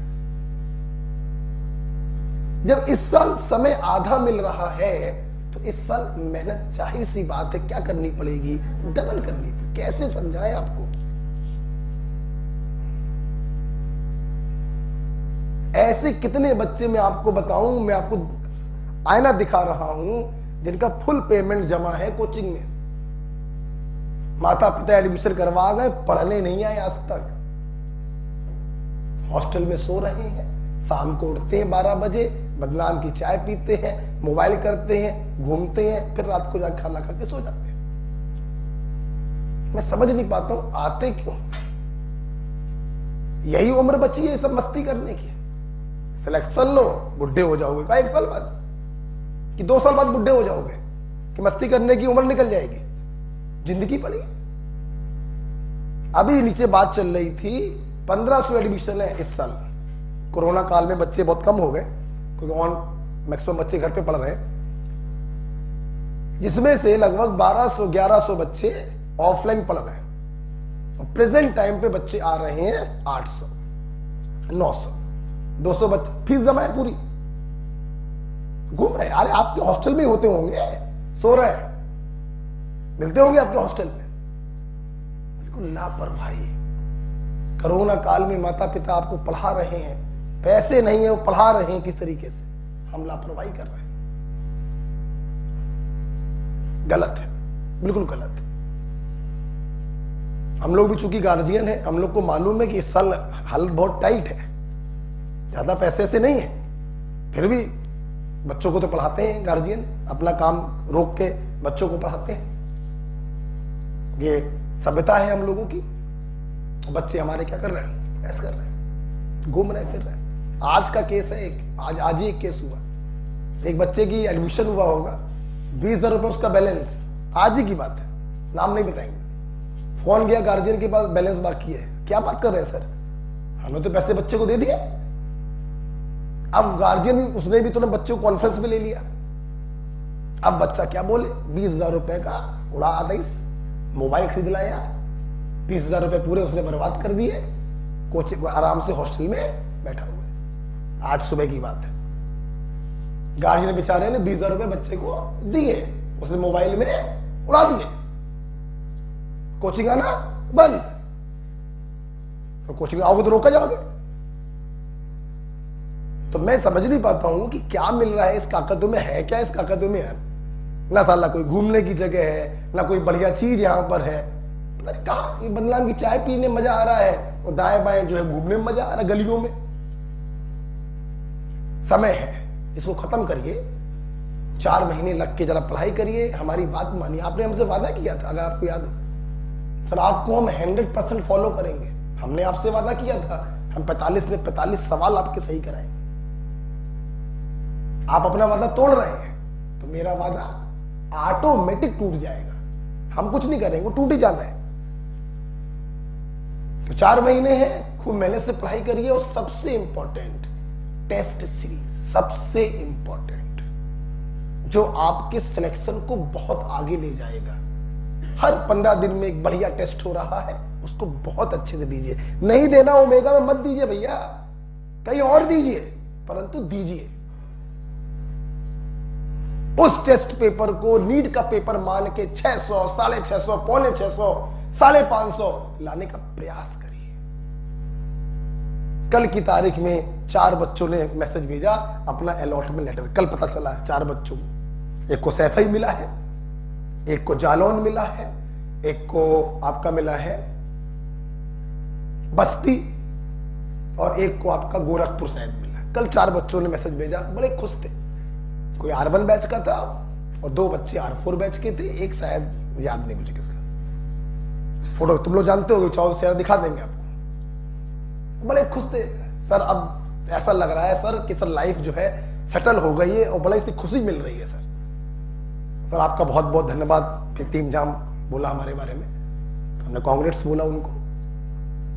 सद्दाफ अली R1 बैच में था, सुनील R4 बैच में था, और 2 नाम और है मुझे याद नहीं है। लगभग 70-80 सिलेक्शन हुए, जिसमें से 35-40 बच्चों की लिस्ट नीचे रखी हुई है। और ऐसे बहुत से बच्चे होते हैं 20-25 जो बताते ही नहीं है, सिलेक्शन हो जाता है उनका। तो उस सिलेक्शन को ध्यान में रखिए, उस व्हाइट कोट के बारे में सोचिए, माता पिता की खुशियों के बारे में सोचिए, और इन 4 महीनों को पूरी ईमानदारी से पढ़ाई करिए। हमारी बात मानिए, ठीक है। तो पढ़ाई करिए और टेस्ट सीरीज को एक अच्छा मुकाम दीजिए। हर टेस्ट को ऐसे नीट का टेस्ट मानकर पेपर दीजिए, बहुत जरूरी है। आइए बेटा, तो हम लोग देख रहे हैं, वैसे तो अपन को इस मार्कोनी-काफ रूल को कभी भी अप्लाई नहीं करना है, कभी नहीं करेंगे, हमेशा लगाएंगे पोरवाल काफ। लेकिन कोई पूछ ले कि मार्कोनी-काफ रूल क्या है, तो भैया बताना तो पड़ेगा। ठीक, देखो पहले सबसे पहले आपको यह समझना चाहिए कि मार्कोनी-काफ रूल जो होता है वो अनसिमेट्रिकल एल्कीन पर लगता है। किस पर? ये देखिए बेटा जरा, अब इसी के नीचे लिखिएगा, ठीक है। जैसे मैंने आपको ये दिया, मैंने बोला क्या ये एल्कीन मार्कोनी-काफ रूल को फॉलो करेगी? बिल्कुल करेगी। देखिए बेटा, देखिए यहां पर सिमेट्रिकल और अनसिमेट्रिकल का मतलब ये नहीं है कि 20 से काटा 2 बराबर भाग है कि नहीं है। यहां पर सिमेट्रिकल और अनसिमेट्रिकल का मतलब है जिनके बीच में डबल बॉन्ड है उनके पास हाइड्रोजन की संख्या कैसी है। सेम तो सिमेट्रिकल, डिफरेंट तो अनसिमेट्रिकल। जैसे यहां पर क्या है, डिफरेंट, ये अनसिमेट्रिकल है। और अगर बच्चों ये अनसिमेट्रिकल है तो ये मार्कोनी-काफ रूल को फॉलो करेगा, ठीक है। जैसे देखो बेटा, बताओ, क्या ये एल्कीन मार्कोनिकॉफ रूल को फॉलो करेगी? नहीं करेगी। ये सिमेट्रिकल है, ये मार्कोनिकॉफ रूल को फॉलो नहीं करेगी। क्या ख्याल है आपका इसके बारे में? फॉलो करेगा कि नहीं? नहीं करेगा। आप ध्यान दीजिए बेटा, इस कार्बन के पास भी एक हाइड्रोजन है और इस कार्बन के पास भी एक हाइड्रोजन है। ये सिमेट्रिकल एल्कीन है, ये मार्कोनिकॉफ को फॉलो नहीं करेगी। तो मार्कोनिकॉफ रूल बच्चों वही फॉलो करते हैं जहां पे हाइड्रोजनों की संख्या डिफरेंट हो, एल्कीन अनसिमेट्रिकल। ठीक, क्यों ऐसा है? अरे ऐसा इसलिए है क्योंकि मार्कोनिकॉफ जो है वो हाइड्रोजनों की संख्या पर ही तो काम करता है। जब तक हाइड्रोजनों की संख्या डिफरेंट है तब तक ये लगेगा, और जहां हाइड्रोजनों की संख्या सेम हो गई ये लगना बंद हो जाएगा। ठीक, तो अब बात करते हैं कि मार्कोनिकॉफ है क्या। देखिए, मार्कोनिकॉफ कहता है किसी एल्कीन में जब हम किसी रिएजेंट को डालते हैं, समझाने के लिए लिखना मत, मान लो HBr को डाला, किसी अनसिमेट्रिकल एल्कीन में जब किसी रिएजेंट को डालते हैं तो पॉजिटिव वाला पार्ट उस कार्बन के पास जाता है जहां हाइड्रोजनों की संख्या ज्यादा होती। मतलब आप पाई बॉन्ड को काटेंगे, प्लस को भेजेंगे वहां जहां हाइड्रोजन ज्यादा है और माइनस को भेजेंगे वहां जहां हाइड्रोजन कम है। यही कहलाता है मार्कोनिकॉफ रूल। अंदर की बात बताओ ना, मार्कोनिकॉफ एक्चुअली मेरा स्टूडेंट था, ये पिछले जन्म की बात है, बस थोड़ा सा होशियार था, हम रूल बनाने में चूक गए, उसने रूल बना के छपवा दिया। आप जरा देखिए, पोरवाल काप से ही मार्कोनिकॉफ पैदा हुआ है। देखिए, तुम ले लो, सुन ला, मार्कोनिकॉफ यही तो कह रहा है ना कि प्लस वहां जाएगा जहां हाइड्रोजन ज्यादा और माइनस वहां जाएगा जहां हाइड्रोजन, यही तो बोल रहा है। आओ पोरवाल काप लगाओ। नहीं नहीं नहीं नहीं, तुम लगाओ, पाई बॉन्ड को हटा, दोनों पे प्लस लगाया। ये मोर स्टेबल है, सेकेंडरी रहेगा, ये लेस स्टेबल है, प्राइमरी। काट के खुद देख लो, प्लस जा रहा है माइनस के पास, माइनस जा रहा है प्लस। ये हमी से निकला है, ये मार्कोनिकॉफ पोरवाल काप से निकला है मार्कोनिकॉफ। ठीक समझ रहे हो ना? अब तुम तो सिर्फ लग रहे हो अनसिमेट्रिकल में, हमारा पोरवाल काप सिमेट्रिकल अनसिमेट्रिकल सब पे लगता है, वर्ल्ड वाइड है। आजकल तो दूसरे ग्रहों से भी आवाज आने लगी है ना? तो इसलिए बेटा सुन लो फिर से, मार्कोनिकॉफ कभी लगाओगे? हमेशा लगाओगे पोरवाल का। हाँ, ये कोई आपसे पूछ ले तो बता देना कि भैया पॉजिटिव पार्ट वहां जाएगा जहां हाइड्रोजन ज्यादा और नेगेटिव पार्ट वहां जाएगा जहां हाइड्रोजन का। That's it. क्लियर? आप खुद सोचिए बेटा, खुद सोचो जरा। चलो, मैंने ये क्वेश्चन आपको कराया था, बोलो हाँ या ना? कराया था। अब देखो, दोनों के पास एक एक हाइड्रोजन है, बोलो हाँ या ना? ये लगेंगे? तो अच्छा आदमी काम करेगा? नहीं, महान आदमी पोरवाल का। क्यों? करने से आंसर आएगा।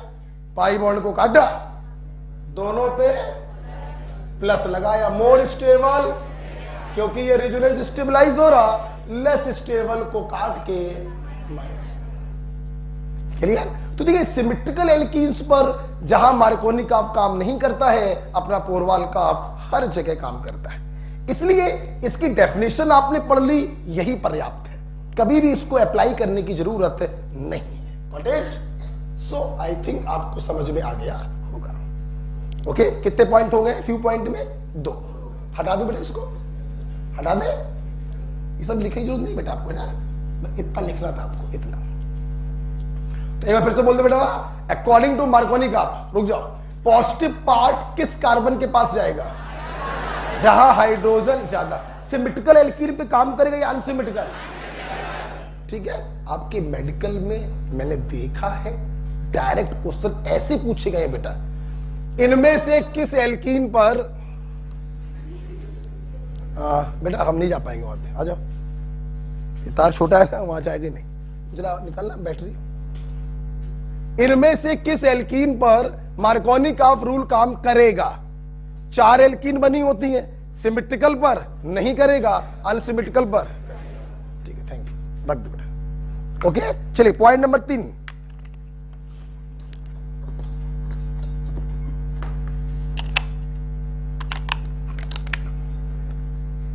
आइए बेटा हम लोग चलते हैं फ्यू पॉइंट में, पॉइंट नंबर 3 की तरफ। देखिए सुनिए जरा, ये पॉइंट भी जरा अच्छे समझिएगा।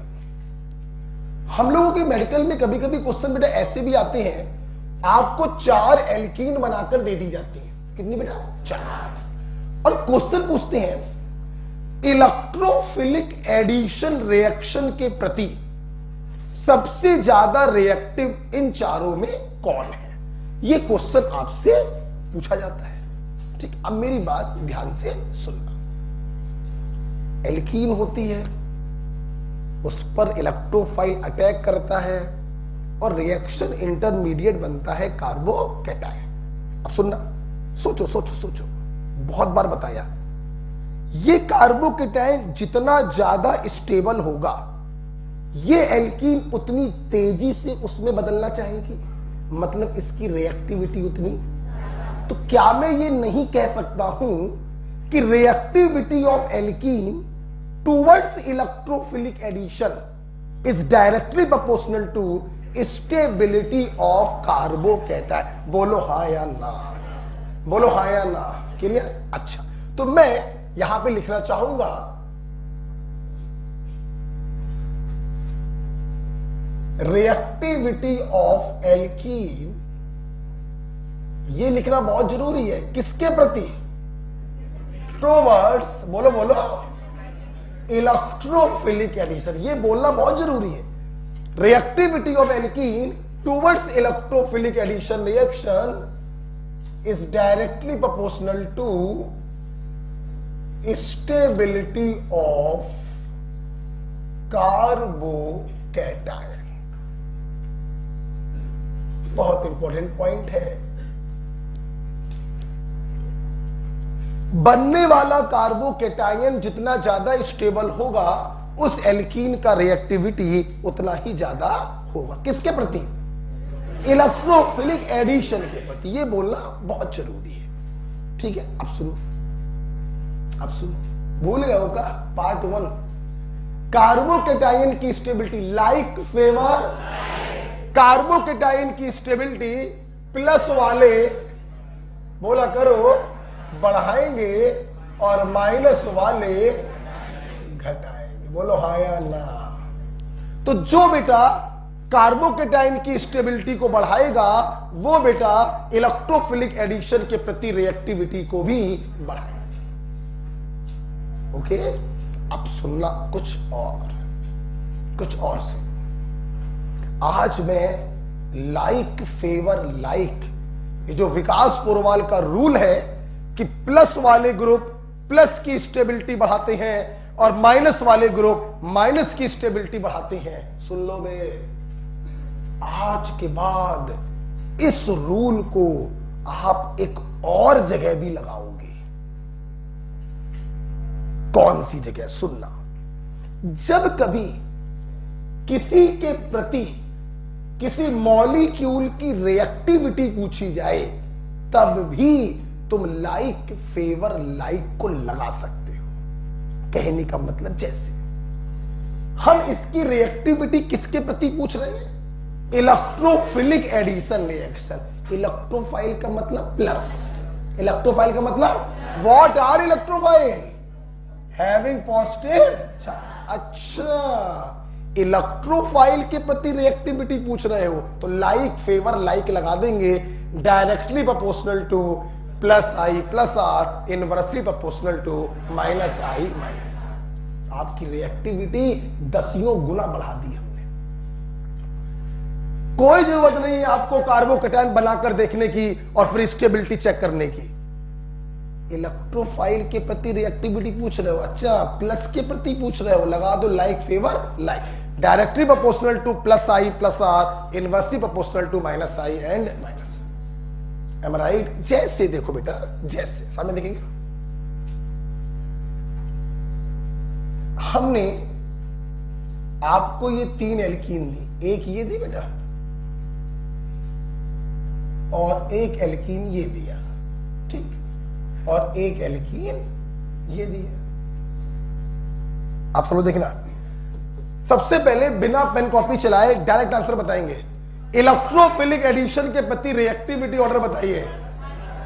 यहां पे 2 plus I plus R group है, यहां पे 1 plus I plus R group है, यहां पर कोई भी प्लस आई प्लस आर नहीं, तो इसकी रिएक्टिविटी और उसकी reactivity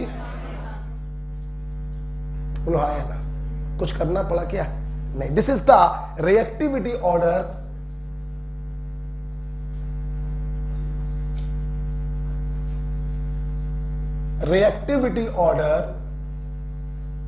towards EAR, electrophilic addition reaction. Like favour like आप यहां पर भी लगा सकते हैं और बिना अपना समय गवाए डायरेक्ट आंसर बता सकते हैं। पहले वाले पे 2 plus I plus R group है, दूसरे वाले पर 1 plus I plus R group है और तीसरे वाले पर कुछ भी नहीं है, ठीक है? जरा मेरी R2 बैच जरा बोलेगा एक बार फिर से, ये हम लोग जो प्लस आर और माइनस आर बोलते हैं, इन शब्दों का प्रयोग सिर्फ तब होता है जब रेजोनेंस की संभावना होती है।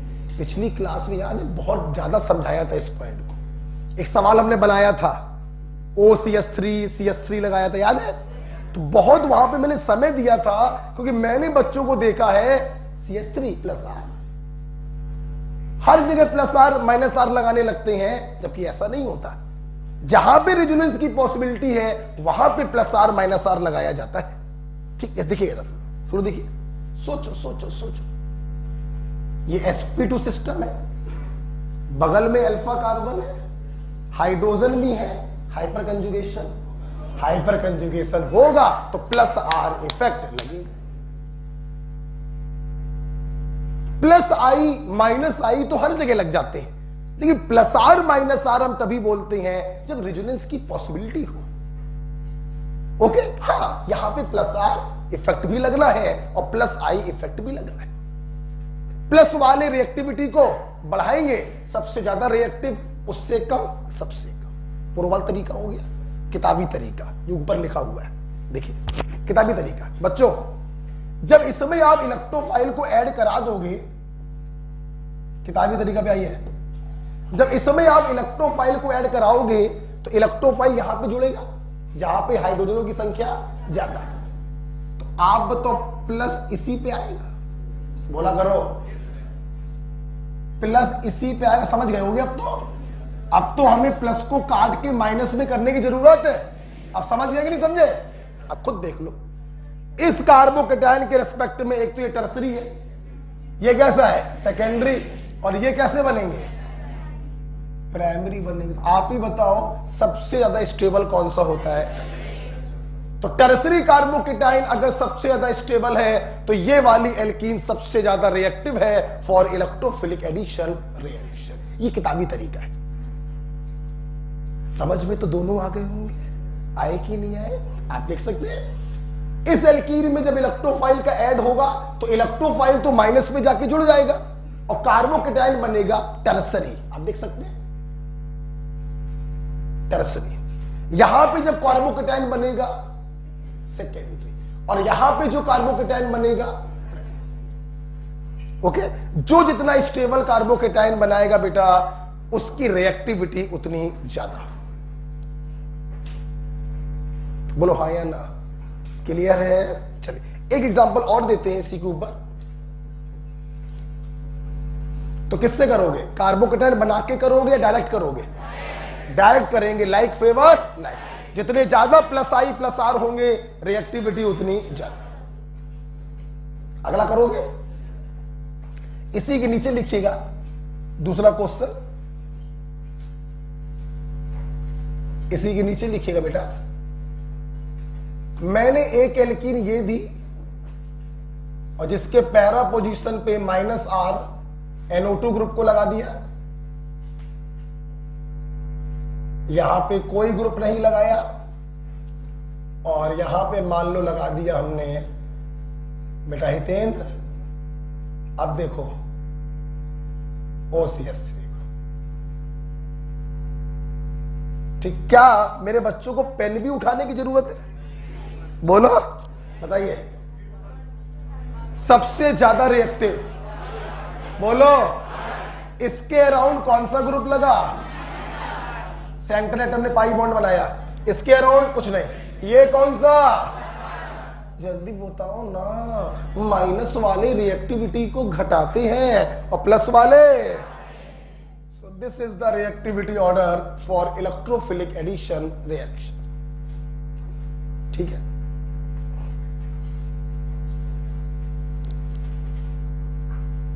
ओके बेटा। तो डायरेक्ट करेंगे, अगर किसी बच्चे को किताबी तरीके के कीड़े काट रहे हैं तो वो भी देख ले, किताबी तरीका। चल बोल, प्लस किस पे आएगा, माइनस किस पे आएगा? प्लस बोलो, लेफ्ट वाले पे आएगा क्योंकि ये मोर स्टेबल बेंजाइलिक होगा और यहां पर आएगा माइनस। अब खुद देखो, प्लस पर लगा है -R, स्टेबिलिटी घटाएगा, यहां पे स्टेबिलिटी बढ़ाने या घटाने वाला कोई नहीं है और इसके अराउंड स्टेबिलिटी बढ़ाने वाला +R लगा। बोलो बेटा, तो +R प्लस की स्टेबिलिटी को बढ़ाएंगे तो उस एल्कीन की रिएक्टिविटी ज्यादा होगी, -R प्लस की स्टेबिलिटी को घटाएगा तो उस एल्कीन की रिएक्टिविटी कम। बोलो बच्चों हाँ या ना? चलिए, ये हमने आपको तीसरा पॉइंट पढ़ाया, reactivity of alkene towards electrophilic addition reaction, right. अच्छा।